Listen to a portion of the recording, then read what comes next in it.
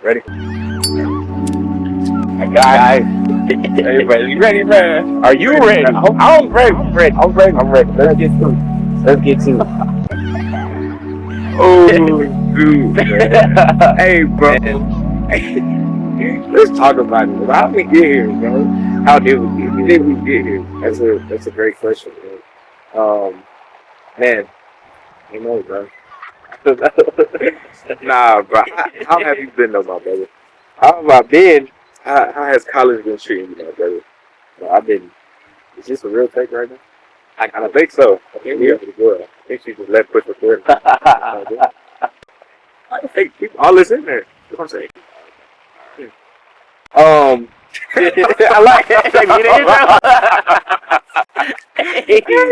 Hey, all right. So, Good food, bro. so first, I know you asked a question about me, but I really just want to get to the basis of Black Boy Joy and what our podcast is really about. I mean, to me, Black Boy Joy means being a black man in America and not letting anybody take away your dignity or your character, no matter the circumstance, no matter where you are, and you just stay true to yourself and who God called you to be. Do it. Like, don't let anybody take away. You know, it's in the name. Don't let anybody take away your joy throughout your life. So that's what it is to me. Yeah, I couldn't disagree with that at all, bro. I feel like Black Boy Joy. When you brought up the name to me, bro, stop laughing, it's real, bro. When you first brought the name up to me, bro, respectfully, I did like it. Yeah, you thought it was trash. I did.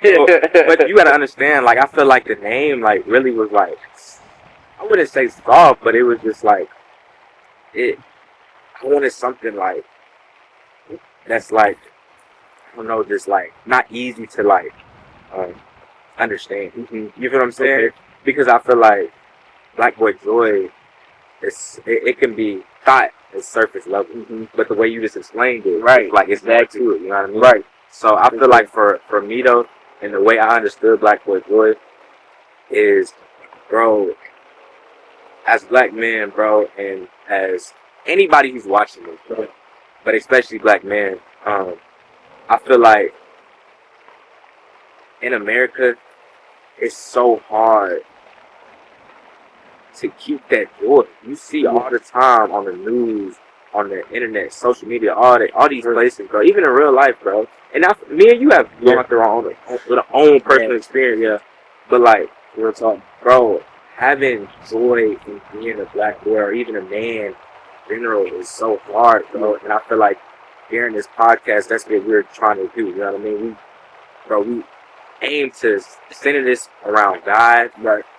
Relationships, mental health, like all these different things, bro. Like, physical health. Feel me? Like, we talked about it, bro. We don't want this podcast to be this set in stone what a certain topic. You know what I mean? And I feel like we're the two best people to exemplify that. Yeah, for sure. I mean, adding on to that, the reason why, like, I wanted to emphasize the boy part is because, you know, a lot of people, you know, our color or being around black men, they kind of shut down the boy part of them, I guess you could say. Like, they try to embrace, oh, I'm a man, like, I got to be strong through this time and all of that. But sometimes it's okay to embrace the fun side of who you are. It's okay to embrace the creative side of who you are, the artistic side of who you are.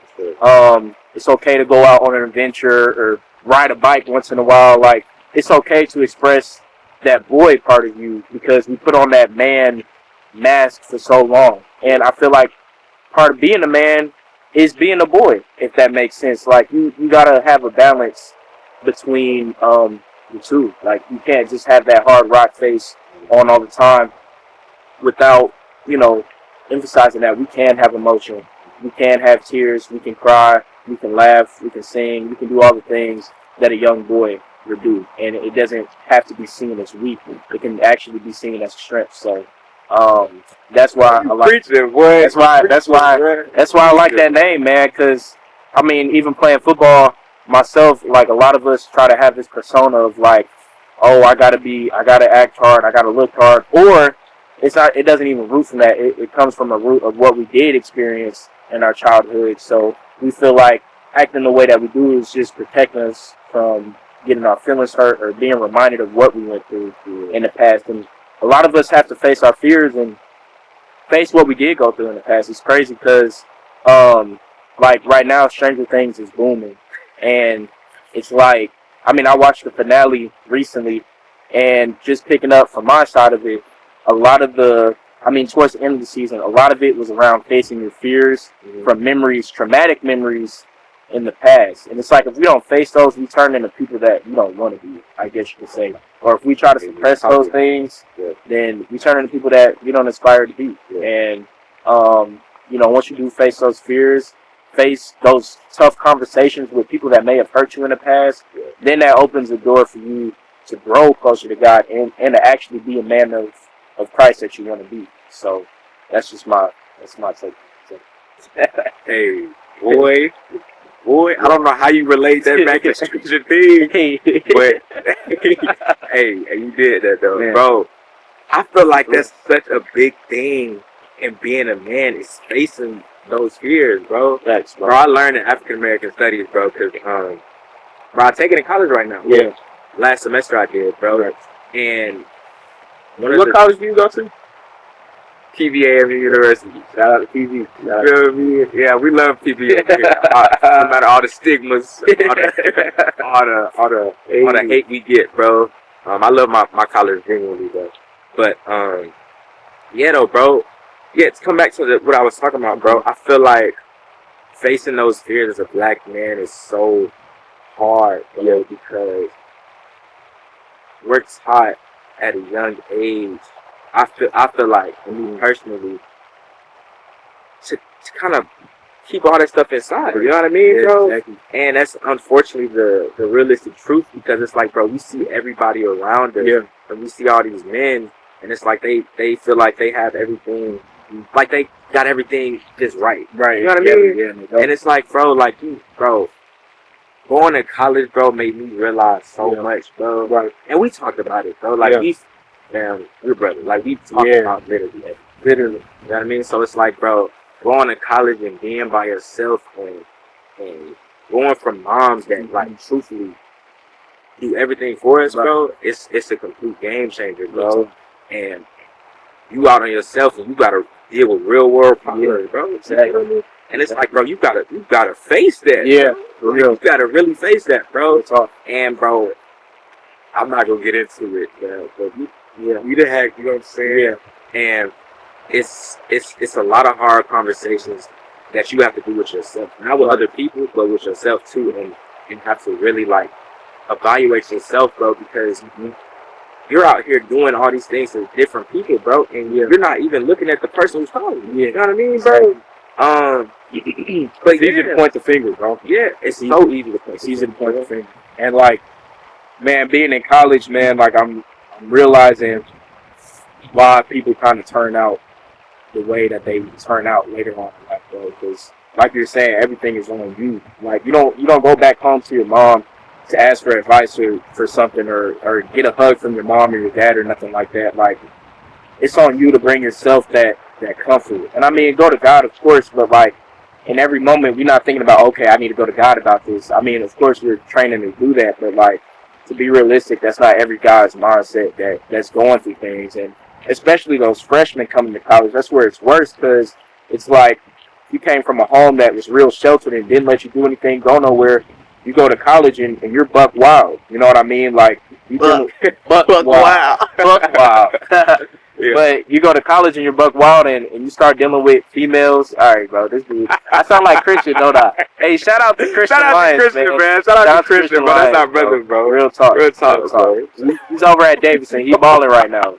Yeah, he's an old head. He's an old head. But we're gonna have him on here with us. We gonna have him on here. I know you're seeing this, so y'all can see. So y'all can see, but that's my guy. That's definitely something he said. I gotta lay that. Yeah. What do you say, John? Yeah. John. Yeah, that John crazy. That John crazy. Yeah, bro was definitely born in the '90s, man. Heavy, bro. But no, you gotta understand, he got a '90s mindset, bro. Yeah. But our generation type of is like, you know what I mean? Like the way he goes about stuff, like, you know what I mean? Like, it's right, bro. We're not glazing you, bro. Yeah, bro. Hold on, bro. Can we talk about how we met right quick, bro? Can we talk about how we met right quick, bro? Man, the duo of the century, bro. Can we talk about the duo of the century? Duo of the century. It's facts. I ain't gonna lie, he can share his side. His side is You wanna go first? crazy to vibe. I'll go first. Okay. Yeah, go ahead. So I was moving. Man, hold on. Let me say this, bro. Let me say my part, bro. Let me say my part. Yeah, you say. I gotta really, because every time I answer this question is different, bro. Bro, some Cartoon Network stuff. Damn, real talk. And we were. Who was this at? When did we move at? We moved at the same time. Yeah, like going into 6th grade. 6th grade. What year is that? Bro, I think it was 2018. 2018, right? Yeah. Damn, we old. That's crazy. That's crazy. 2026? Bro, 2020 was 6 Hey, years bro. ago. What am I talking about right now? Listen, we're gonna come back to that right quick. Man, it's my birthday today, man. Hey, shout out my brother right here, man. January 1st, baby. New Year's, baby. Happy birthday to my twin behind the camera over there. She is my rock, bro. Follow Reagan's office. Follow Reagan's office, man. She over here smiling, bro. She over here smiling, bro. But yeah, though, bro, that is literally the most underrated person I have. Would you say? What would you like? You would say that too. What? Like, she's so underrated. I feel like Reagan's a person that goes under the radar, but she still holds so much for it. Like, I like that. Like, no, like, real talk though, like, you'll never see Reagan out anywhere, but she gets business handled. Like, and she don't play around, man. Bro. Everything that I do comes through her, bro. So, yeah, bro, please hit her up, bro. But anyways, though, happy birthday to my beautiful best friend, sister Autumn. But yeah, back to what I was saying. Me and Agape first met coming into 6th grade. I had just moved to McKinney, Texas. Very different from where I stayed.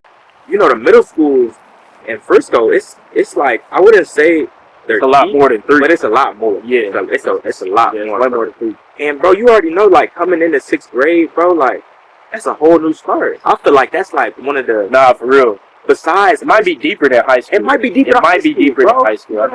Because it's like, bro, like you starting to go through puberty and all that type of stuff, bro. And it's like, bro, people are already connected up, and friends and all that type of stuff. But anyways, though, to fast forward some, we first met at the bus stop, bro. Me and my brother Carmelio, bro, and Reagan, we were all walking to the bus stop, bro. And to be honest with you, it was the first day of school, and my mama riding down the street. She just dropped us off at the bus stop. Shout out to my mama, I love her, bro. And shout out to Miss Kim, we love y'all. Yeah, for real. But my mama was driving us to the bus stop. She dropped us off at the bus stop, and yeah, so I can't stop laughing when I get back, bro. So we walked to the bus stop. My mama still taking pictures of us walking out the car to the bus stop, right? I see this. Hey, God, you was a big dude, bro. You was a big dude, man. But you was like 160? I don't know, bro. I ain't had no weight scale. Yeah, I was big though, bro. I don't know, bro. I remember the outfit like it was yesterday, though. Man, he was walking. He was. I think, was you already there? No, I wasn't there. Okay, y'all were there first. Yeah, you was there first, and I see him behind us walking, and I'm like, I hope he don't say that, bro. I'm finna get jugged. I'm finna get jugged on Friday, bro. Yes, bro. Real talk. Bro, this dude was like Debo in the 6th grade, bro. For those who went to Emerson, Scoggins, y'all know, bro. So he's walking up behind me, bro. Bro, I did not know you had that perception of me, bro. Yes, bro. And my brother Carmelio, he has an interaction with him first. Yeah. And so, bro, what happened? Bro, Carmelio goes to dap Agape up. And so, I'm looking at my brother like, excuse my language, like, nigga, do you this dude is big. I'm like, bro, who you been talking to?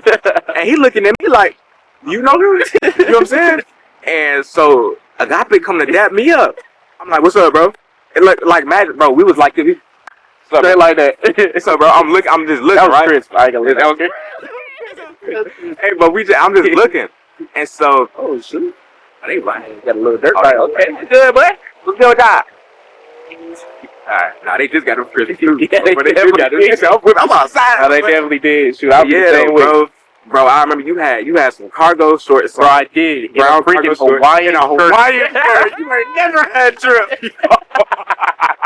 Oh my god! I remember that. I remember that. I said, yo, this is freaky. This is a freaky. Bro, I wanted to be so different, bro. I ain't gonna fake it. I ain't gonna fake it though. Hey, look, gang. But you've always been different though. You feel me? I like that, bro. But I like that. So my mama is still there. Yes, I didn't know that. She was a little far away. She had started dropping off, but she had kept looking. Yeah. And she texted me on the phone. Who the hell is that? I said, Mama, I don't know. And so we walk on the bus, bro. We walk on the bus, bro. And I don't even think we talked anymore, bro. Nah, we did it. It was just quiet. I'm like, no, Karen. Like, what's going on? And so we go to school, bro. And I see him go with like these white people. You walk to these white people straight away. I'm like, damn. I'm like, okay, like, dude, I mean, go ahead. I remember that too, bro. And so we after that we split ways. We don't talk for a little bit, right, bro? A few days passed, bro. And I don't know how the hell. I don't know how the heck we started talking again. But I think it was one time at lunch, bro. You was like, "Why is you sitting over there?" or something like that, bro. Me, I'm pretty sure. I'm like, because in my head I was thinking like, bro, you just got here.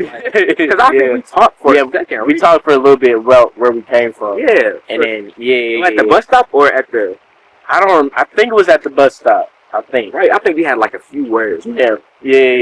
I asked him like, why you sitting over there? Because it's like, bro, like, right. Yeah. If we both just moved here, yeah. Like, come on now, bro. I know, like, come on, bro. Come on, right. Sit with us, bro. And mind you, I'm sitting with my brother or my sister. I'm looking lame too. You know what I'm saying? I wanted to have friends and all that. But yeah, though, bro. Would you disagree with any of that? Bro? No, bro. God, that was terrible. Yeah. Nah,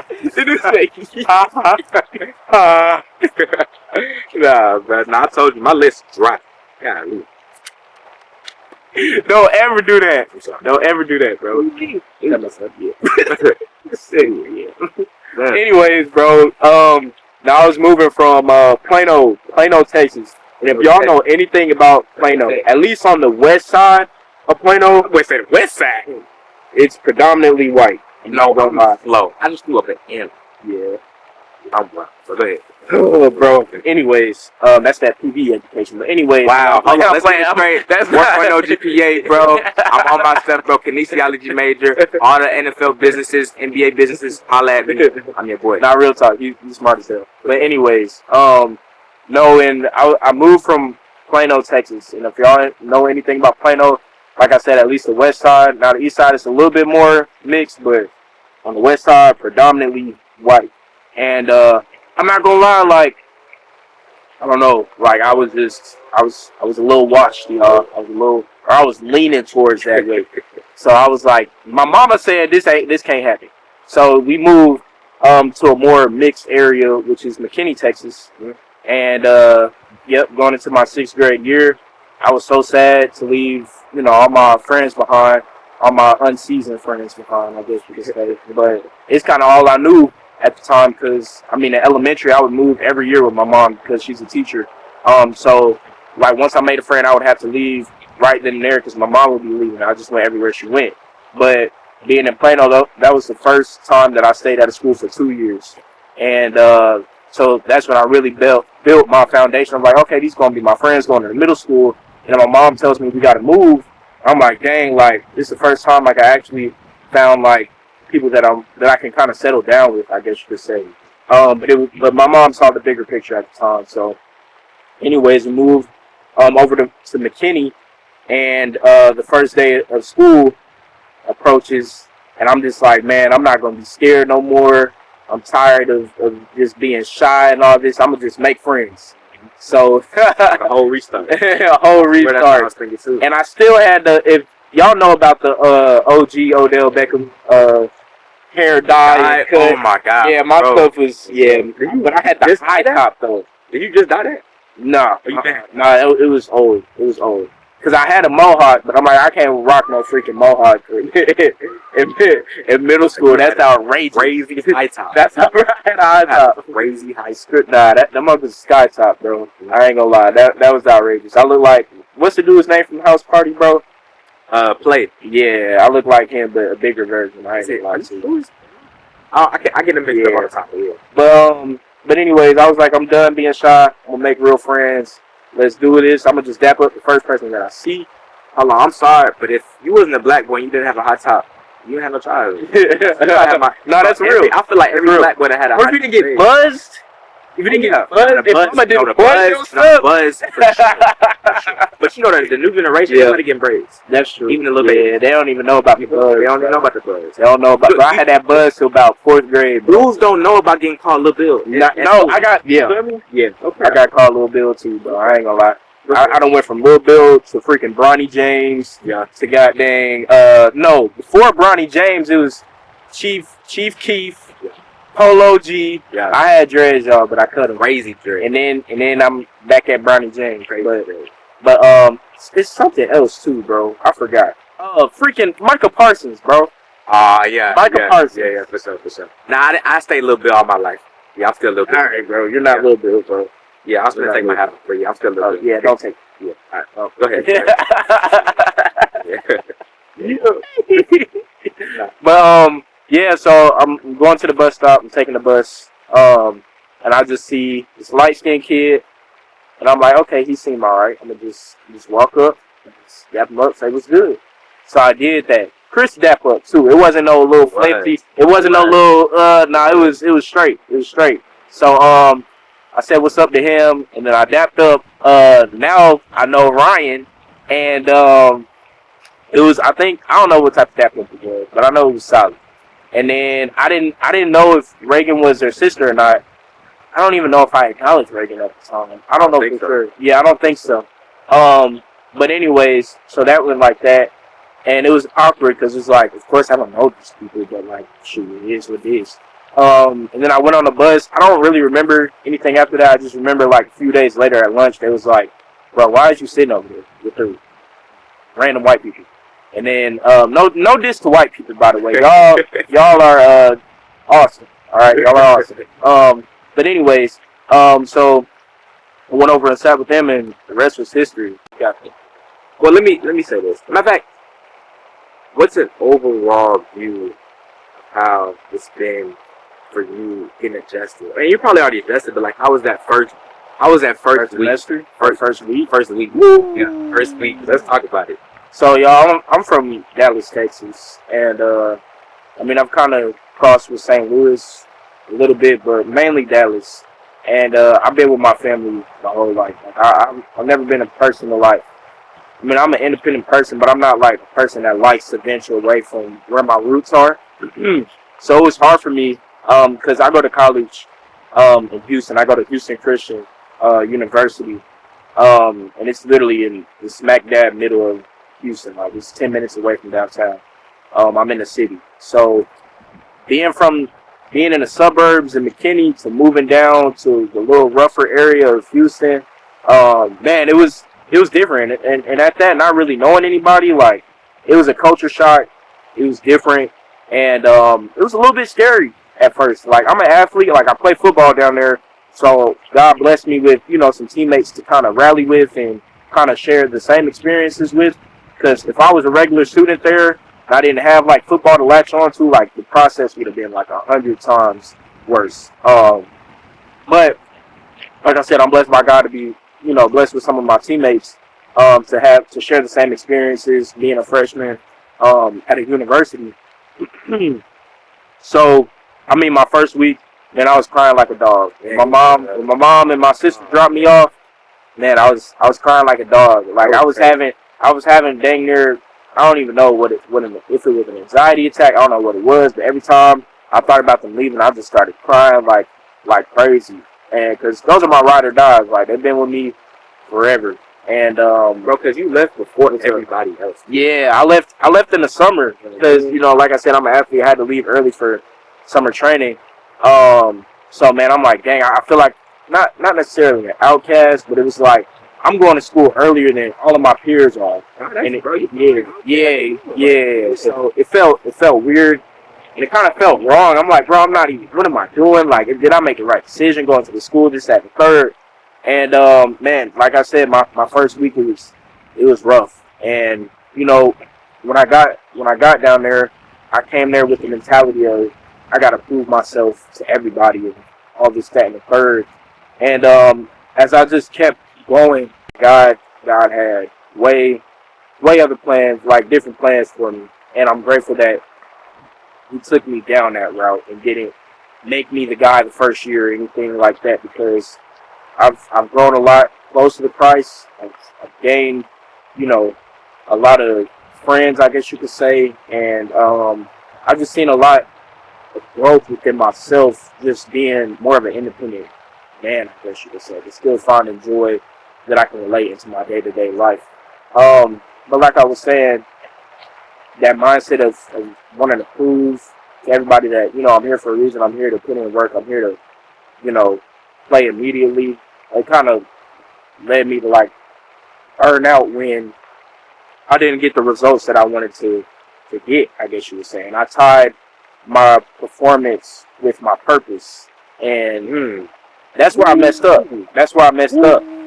Because I didn't see myself going on, the first team squad or the second team squad. Like, I was in the back, and I'm like, bro, who am I? You know what I'm saying? Like, who am I without football? And me having to face that, like you said earlier, like having to face like those things that we don't want to talk about. It made me look in the mirror, and it was like, and it took months of processing, to realize I'm bigger than a football player. Like, I'm not here simply to play football, even though that's what I made up in my mind. I'm here to grow closer to God, meet new people, network, build other friends, and just like be in a season of my life where it's not short term, it's for a long term reason. And especially now, like when you look at college football, players are going everywhere where they're offered the most money. And that makes sense. Like, shoot, like if I was given the opportunity, of course, like to put my family in a better situation, and set them up like for the future, like of course, like who wouldn't take that? But at the same time, there's, I don't know the verse in the Bible, but a lot of people get it messed up. A lot of people say that money is the root of all evil, but I forgot how they worded it. But I think I know what you're about to say. Yeah, it's like, it's not that money is the root of all evil. It's like your intention behind the money that can lead to evil ways, I guess you could say. Like greed. So if your main purpose of playing football is to get a bag, then like, I mean, of course people, they're going to get the bag or whatever, but like, what do you really gain out of that? Like, what is the point of all these riches if you lose your soul in the midst of it? Like, there's no purpose behind just getting a bag. So anyways, like, my time here at Houston Christian, like, I'm really just growing into who I'm called to be. Like, and I redshirted this year, so I played 4 games, and I'm grateful that I got into those 4 games and got some good game experience. Shout out to my coaches. But it was rough, like I said, not being that guy like I was in high school. So, but the transition has definitely been beautiful, and I'm just looking forward to my sophomore year. Also finished with a 4.0 GPA like my guy. So, Black excellence. Black excellence. That is fine. So, yeah, so I'm grateful. How about you, bro? How's your experience been at PV? Man, I'd like to say, bro, I'm super proud of you. Where your life has just completely, I wouldn't say completely changed, because you've always been out there, but it's just like the steps you take to becoming the man that you truly want to be in life, bro, is phenomenal, bro. And I don't tell you this all the time, but I look up to you in certain aspects of your life, bro, because you are one of the hardest workers, and just, oh yeah, bro, like I just think that you find those people in life that really just stick with you for a lifetime, bro, even eternity, bro. And I just feel like you're one of those people to me, bro. Wait, man. I really appreciate you as well, fam. Bro. You as well. But PV, though, to wrap this up, y'all, give my PV lore. It's it's been very just. I don't even know what you. Man, based off of what he would tell me on phone calls, man, I would say his experience at PV so far would be even with myself, not just PV, but within myself. Yeah, I would say his experience would be. I mean, it's common, but I would say growth. Growth. That's what I would say growth. Yeah, I would say growth. Just, bro. High school. If y'all ever met me in high school, bro, I felt like I was the person that was. I was just there. Like I was kind of just there for real. Like I was just. I woke up, went to practice, played football, went to school, went home, went to work, repeat. You know what I mean? So same thing like that every day, bro. And I told Agape, bro, and I told Christian as well, that I felt like coming to TV, bro, and being on my own, bro, it showed me so many things that I needed to work on, as well as just like things that I'm doing better in my life as well, just being on my own. You know what I mean? Because I feel like you don't really truly understand who you are until like you have just that time to personally reflect on everything, right? So the first week there though, if y'all know anything about people, we have Panther Camp. We have Panther Camp, bro. And so, that's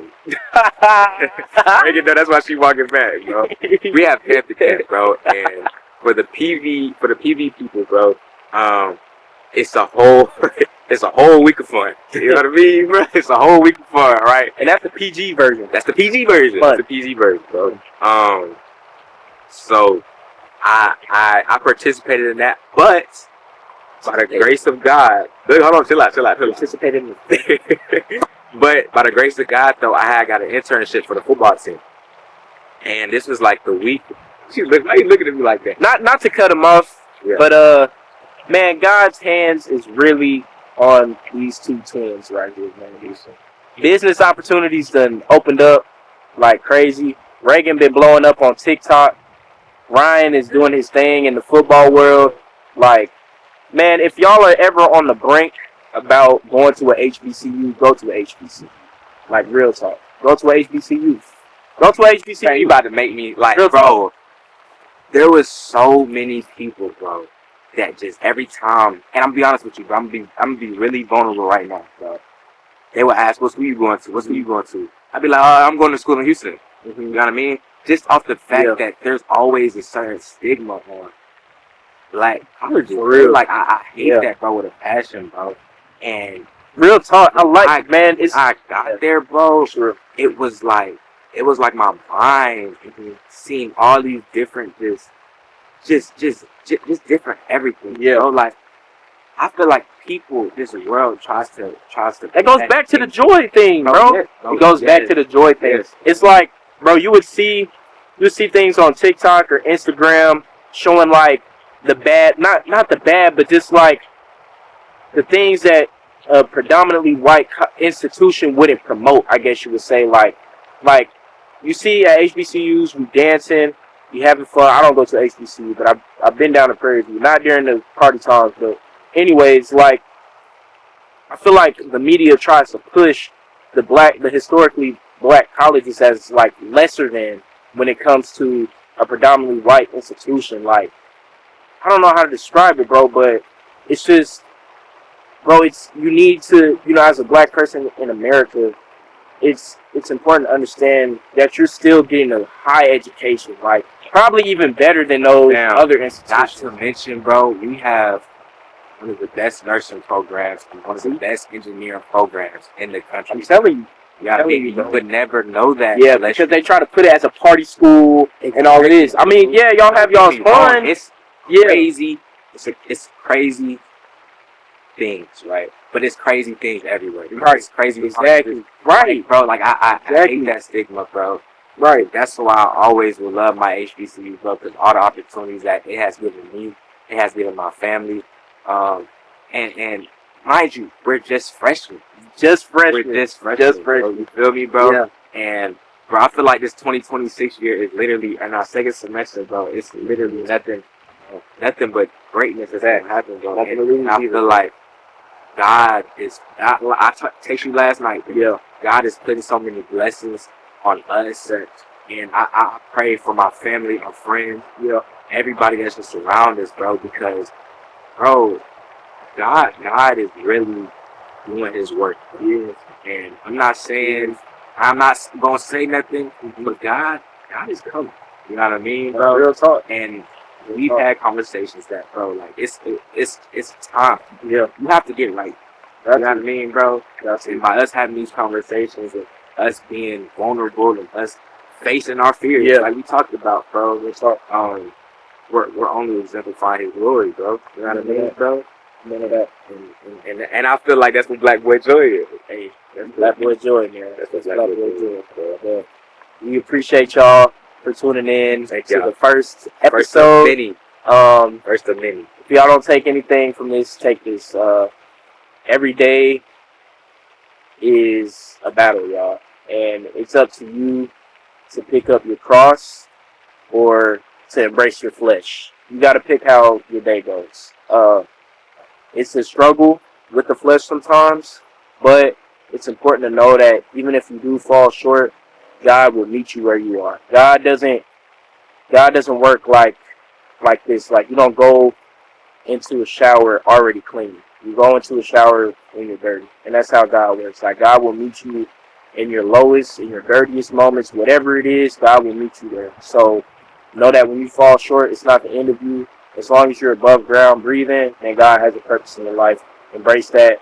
And it's a relationship. So embrace the love from Him by giving that to you. So live your life in a reflection of God, because sometimes you'll be the only Bible that somebody needs. So keep going. Love y'all. Love y'all. Joy. Gappa and Ryan. Hey, shout out. Hey, he's in the back. Look at this.